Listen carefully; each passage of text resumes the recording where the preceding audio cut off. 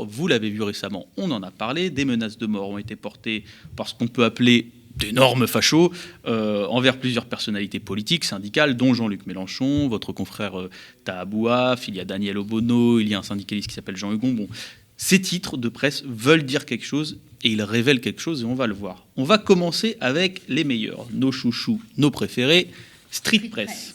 Alors, je ne sais pas si ça passe, il y a un petit côté sans filet là pour moi, parce que je ne sais pas ce que vous voyez ou pas à l'écran, mais bon, on va continuer. Ça passe à l'antenne, on confirme que c'est très bien. Alors, dans mon oreillette imaginaire, okay. Street Press titre, des néo-nazis appellent au meurtre de Mélenchon, Obono, Bouaf et un journaliste de Street Press. Alors moi, j'attribue 2 pounds à Street Press, 1 pound pour avoir révélé l'affaire, quand même. 1 pound, singulier. Non, 1 pound. Ah, ouais, c'est toujours pounds, oui, c'est toujours des pounds. Okay.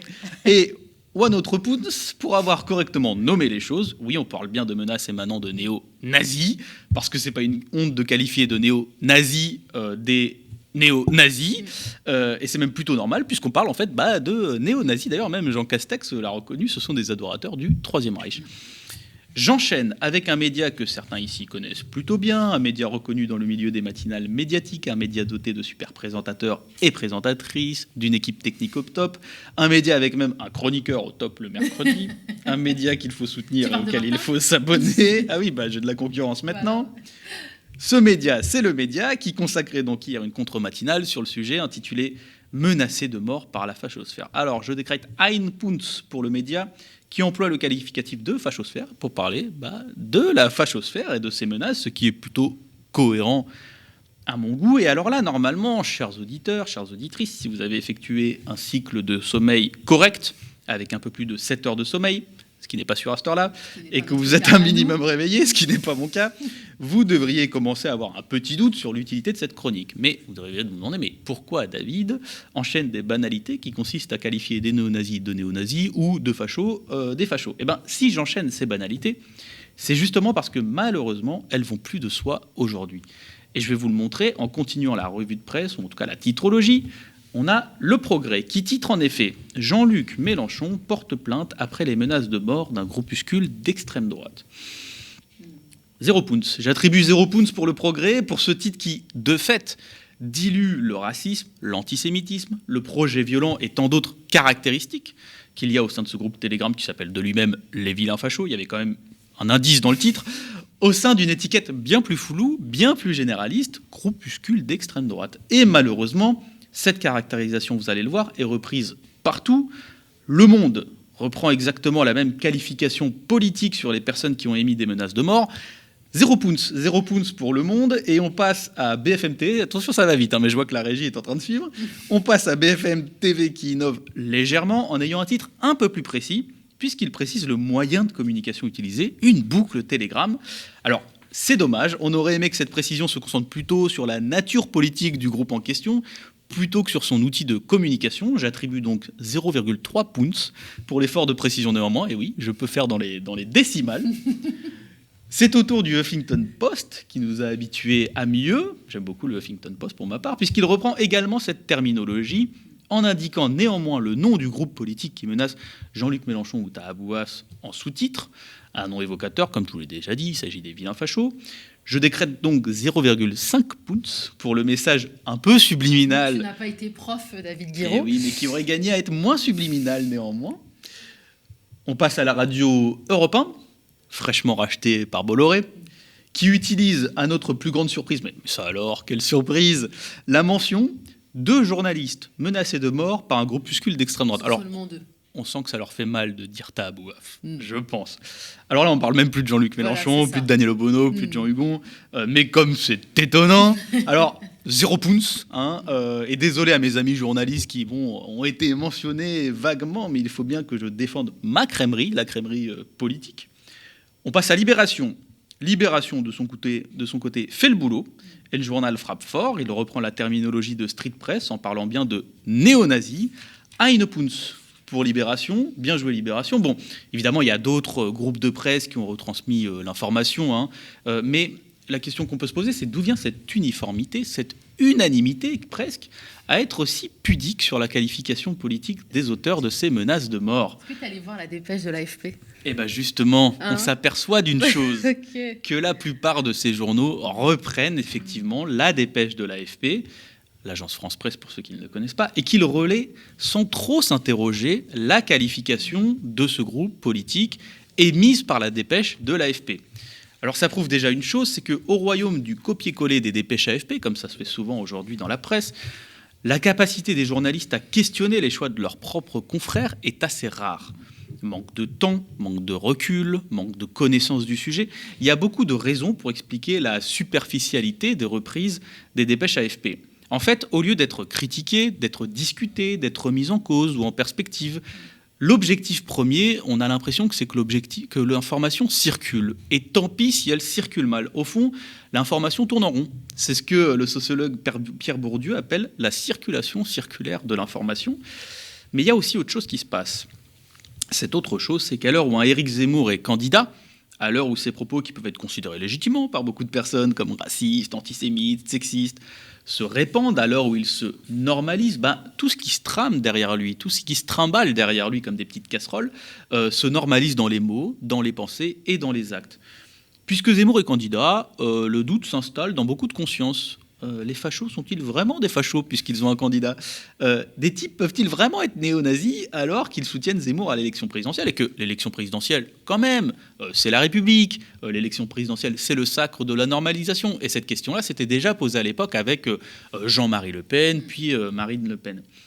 Et puis si ces groupes sont objectivement fachos, mais qu'on n'ose pas le nommer, mais comment on les nomme alors, si on s'interdit de nommer y compris des gens comme Zemmour de la sorte ? Eh bien, si on s'interdit de les nommer, on en arrive à les nommer d'une manière absurde, à les nommer d'une manière qui veut rien dire ou pas dire grand-chose. Libération, qui avait gagné un pounce tout à l'heure, se voit retirer une partie de ses pounces. Il nous en a donné, ce journal, malheureusement, un exemple récent. C'est pas le seul, Libération, je le précise.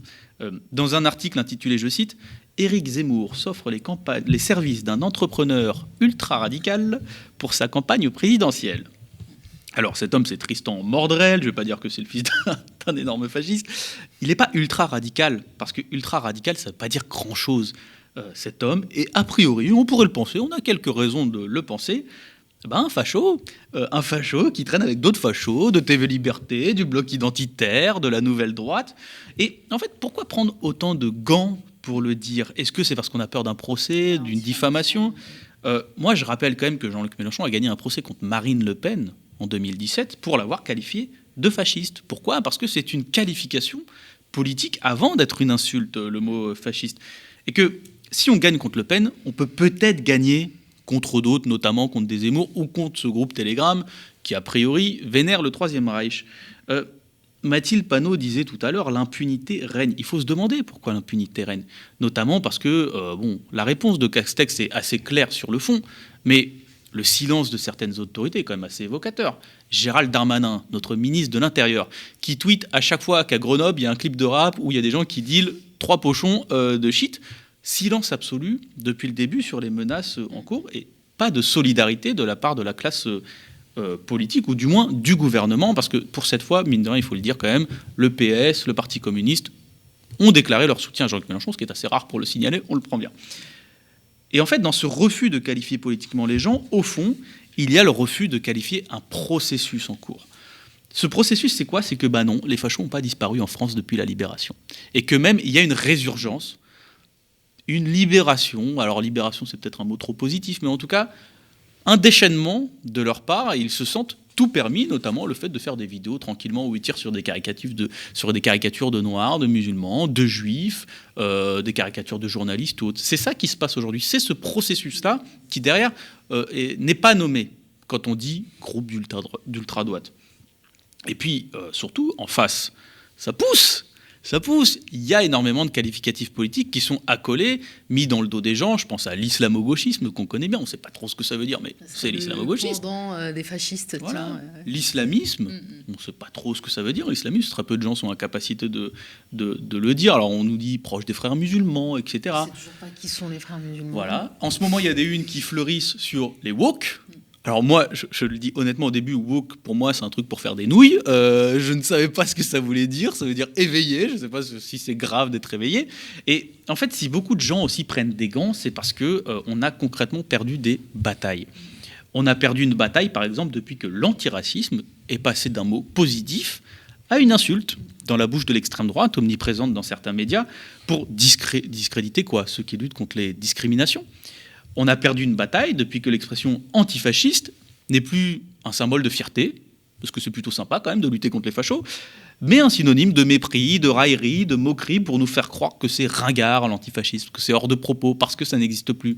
Justement, on a crédité que vu qu'il n'y a pas de processus en cours de résurgence d'authentiques fachos, on nous dit mais vous courez après des fantômes. Bah là, ça commence quand même à faire beaucoup de fantômes quand même qui s'amusent à tirer dans les bois sur des cibles de nous. Et pourtant, les antifascistes, moi, dans les luttes sociales comme à la fac, c'est jamais la police qui m'a protégé des fachos.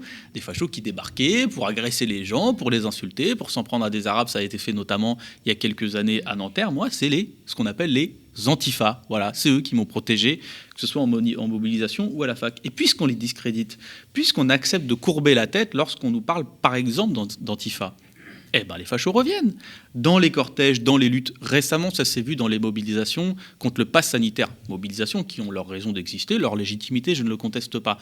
On a quand même vu des groupes de fachos arriver, prendre la tête des cortèges, s'imposer dans les mobilisations, parfois pas dans la tête, mais se constituer comme une entité politique légitime, crédible pour se mobiliser socialement dans la rue, avec des slogans qui sont quand même pas les mêmes, c'est-à-dire c'est les juifs, c'est les musulmans, etc. Alors il y a 36 nuances de fachos dans les cortèges, mais c'est toujours un peu les mêmes mots d'ordre qui reviennent dans ces bouches-là. Et c'est aussi ça qu'on accepte quand on discrédite ceux qui luttent contre eux. Alors moi, je ne suis pas plus malin que les autres, je n'ai pas de grands concepts à proposer. Juste le fait quand même de relever un peu la tête dans les mots. On ne peut pas accepter, que ce soit dans les médias ou dans les mobilisations sociales, de courber les chines, de baisser les yeux et de se sentir ridicule à parler d'antifascisme ou autre. Je pense que, par exemple, typiquement, la question des antifas dans ce pays mérite d'être posée et on mérite de se revendiquer antifa. Je pense que moi, je le dis, par exemple, le vote de Jean-Luc Mélenchon est un vote antifasciste. Parce que c'est une belle chose de lutter contre le fascisme, c'est une belle chose. Ça ne s'est pas éteint à la Libération. Il y en a quelques-uns qui s'en ont sortis. Ils ont fait des gamins, que ce soit des progénitures ou des progénitures politiques, spirituelles, tout ce que vous voulez, et que ces gens-là existent. Et qu'en plus, avec la décomposition du corps politique, avec la décomposition du débat politique, eh ben, ils se sentent autorisés à parler plus, à faire des choses, et y compris à passer à l'acte ou à vouloir passer à l'acte. Je rappelle qu'il y a plusieurs attentats terroristes d'ultra-droite, comme on le dit pudiquement, qui ont été déjoués par la DGSI depuis 2017. Voilà ce qui se joue. Soyez fiers d'être antifascistes et ne laissez pas passer et ne laissez pas accréditer l'idée, par exemple, que c'est un combat d'arrière-garde. Non, c'est un combat tout à fait actuel parce que la menace est là aujourd'hui. Exactement. Merci David Guiraud. Les mots sont importants, effectivement, ce qui se joue depuis ces dernières années. C'est une bataille sémantique que clairement la droite et l'extrême droite gagnent. Ils ont bien avancé. Ils ont bien avancé. Mais au bout d'un moment, il y a aussi une réalité qui s'impose, c'est que l'extrême droite, les fascistes ou autres existent, que la menace est réelle, et que de toute façon, il y a un jour ou l'autre, ils vont finir par passer à l'action. C'est ce qu'on craint tous, et que du coup, il faudra traiter le problème. Et on les fera malheureusement reculer qu'à ce moment-là. Je pense que le mieux, c'est d'anticiper. Mais la réalité existe. Et les gens en France peuvent être inquiets aussi de ça. Enfin, je veux dire, il ne faut pas penser partir du principe que c'est foutu, que les Français sont habitués à ça. Non, les gens ne veulent pas des gens violents comme ça. J'ai dit droite, extrême droite, il y a aussi des gens de gauche qui utilisent ces termes-là comme islamo-gauchisme, woke, etc. Donc, le plus gros problème est celui-là. Voilà. C'est qu'à gauche, on baisse les yeux. Parce que la droite, y compris ce qu'on appelle la droite républicaine, soit en train de se décomposer à tel point qu'on ait deux candidats, par exemple, au dernier débat du Congrès des Républicains, qui parlent de faire le droit du sol plutôt que le droit du sang, de revenir sur le droit du sol, d'appliquer plutôt le droit du sang.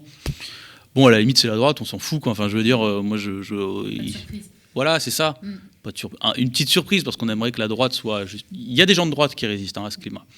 Mais on aimerait que, voilà, mais à la limite, c'est leur problème, c'est leur crémeille, mais qu'à gauche, on se mette à accréditer l'idée que, quelque part, il y a quelque chose, qu'il n'y a pas de fumée sans feu, qu'ils ont un peu raison, qu'il faut, en fait, tout ce côté très raisonnable des choses. Oh là, attendez, je suis un modéré, je discute, je me fais l'avocat de ces gens lorsqu'ils se font taper par des antiformatifs. Enfin, je veux dire, il y a des gens qui ce qu'on appelle les volontaires pour être avocats des fachos, quoi, qui nous sortent du Voltaire à tour de bras. Je me battrai jusqu'à la mort pour que vous puissiez me déchirer en manifestation, parce que c'est ça, en fait, au fond, c'est pas juste exprimer. Ces gens veulent nous éradiquer politiquement. Ils considèrent qu'on est de la vermine, ils considèrent que la gauche, c'est pas la France, et qu'en fait, on n'est pas des Français, et que vu qu'on n'est pas des Français, il faut nous flinguer, quoi. Enfin, je veux dire, il y en a, c'est ça.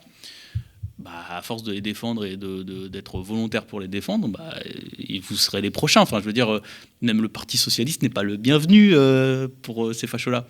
C'est pas des gens qui sont dans un projet de réconciliation avec la social-démocratie ou la gauche radicale. Ils sont dans un projet d'éradication de ces idées politiques.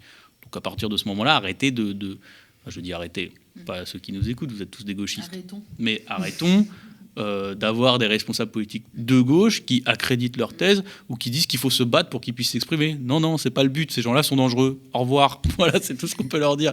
Et ils peuvent le penser dans leur tête, malheureusement. Mais de là à le signifier politiquement, à faire propager leurs idées et à mener des actions pour les faire propager, c'est non. La République, c'est pas ça, vous dégagez. Exactement, et la loi condamne, il faut le rappeler, il y a des propos racistes, des actes racistes. Le racisme est un délit, ce n'est pas une opinion. Alors maintenant, on parle plus de race, on parle de culture. Oui. C'est le grand truc de la droite. Il faudrait réviser le code du travail, le code pénal et de procédure pénale pour revoir le délit de racisme. On l'appellerait comment ? Je sais pas, je sais pas. Malheureusement, on en est loin encore, mais il faut déjà être conscient que derrière les appellations, les enjeux culturels, en fait, c'est les Noirs et les Arabes, quoi. Déjà être conscient de ça politiquement et savoir répondre du tac au tac aux gens, c'est déjà, dans le débat politique, une bonne avancée. Si tout le monde s'y met, c'est déjà pas mal de dire, quand vous parlez de culture, c'est bon, on n'est pas dupe, quoi. On a capté, merci. C'est pas la différence culturelle qui vous gêne, c'est toujours le même débat, les Noirs et les Arabes et leur religion supposée. Voilà, c'est ça le débat de fond, en vrai. Ouais. C'est terrible, je rigole, mais c'est terrible. Je ris jaune, plus que. Il faut rigoler, chose, parce que déjà, on n'a pas grand-chose. Non, mais je veux dire, la culture, le rire aussi, ça joue. Enfin, l'extrême droite joue beaucoup sur ça. Ils ont quelques influenceurs, des machins. Moi, je suis pour c'est quelque chose que disait Ruffin, je crois, récemment. C'est qu'à gauche, on n'est pas obligé d'être des croque-morts, à être tout le temps désespéré de la situation politique, à se dire que c'est foutu. Non, on peut se marrer, on peut se foutre d'eux, on peut utiliser la dérision. En politique, c'est des armes qui sont très fortes. Ce que j'essaye de faire avec mon humble humour. Avec tes poons. Avec mes poons, voilà. Exercice réussi, David Guiraud.